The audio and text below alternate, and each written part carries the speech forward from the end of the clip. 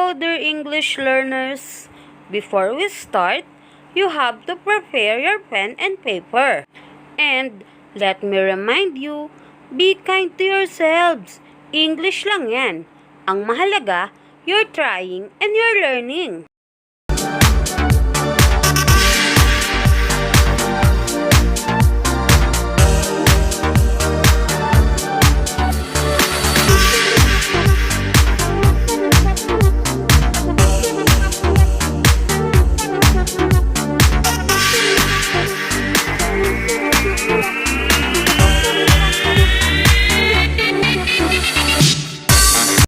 Let us discuss dictionary, thesaurus, and online sources. As we continue our lesson, please forgive me for some words that are mispronounced because I am suffering from Bell's palsy. Pero sabi nga nila, a teacher by heart didn't give up. So, come on, hope you'll understand.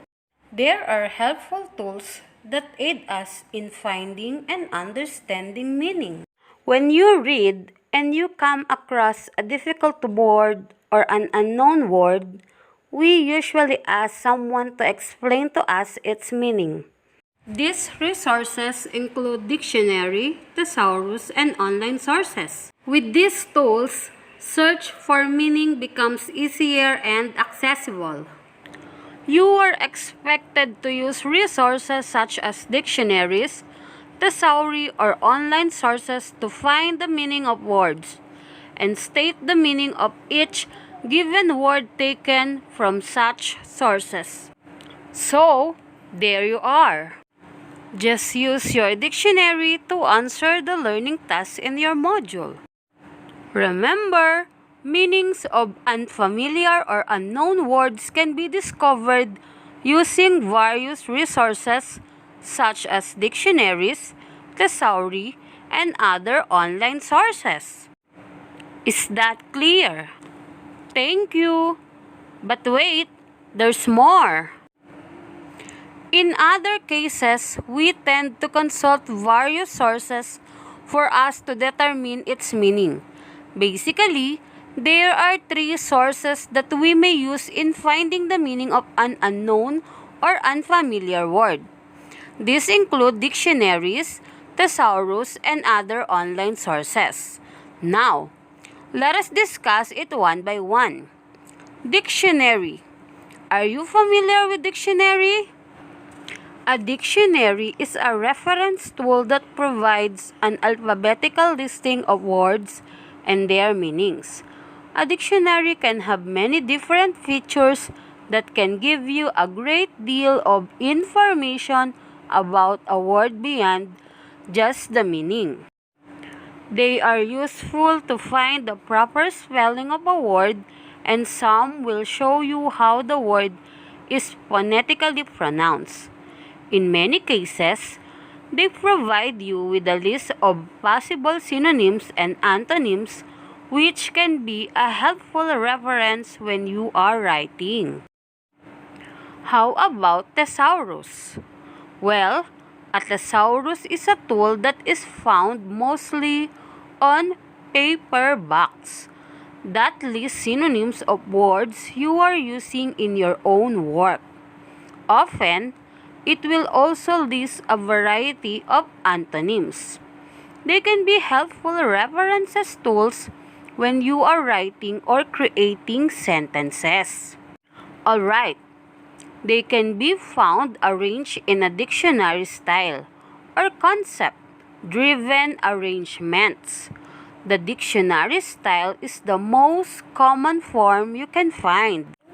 So, if you are not familiar with thesaurus, again, a thesaurus is a tool that is found mostly on paperbacks that list synonyms of words you are using in your own work. Often, it will also list a variety of antonyms. So, when you say antonyms, that is the opposite meaning of a word. They can be helpful references tools when you are writing or creating sentences. So again, They can be found arranged in a dictionary style or concept-driven arrangements. The dictionary style is the most common form you can find.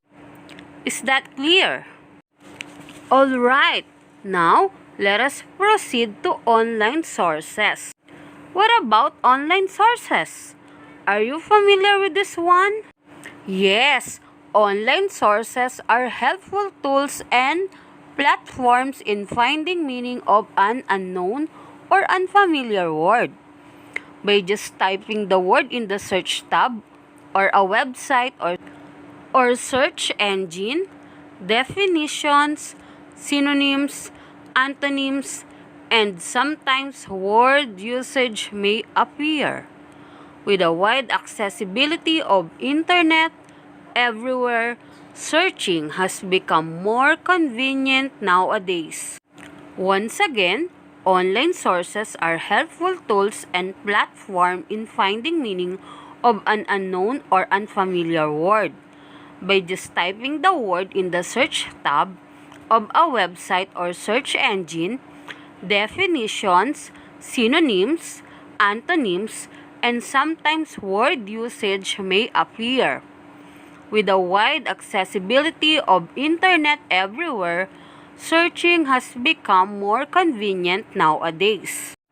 So again, what are the three sources that we may use in finding the meaning of an unknown or unfamiliar word? Okay, very good. We have dictionary, thesaurus, or online sources. Okay, now I am pretty sure that you can answer your learning task today. So, good luck grade 4 learners.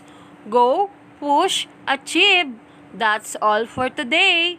See you again. Bye. God bless. Remember, with Teacher Kat, you'll learn a lot. Shukran, maraming salamat. Thank you.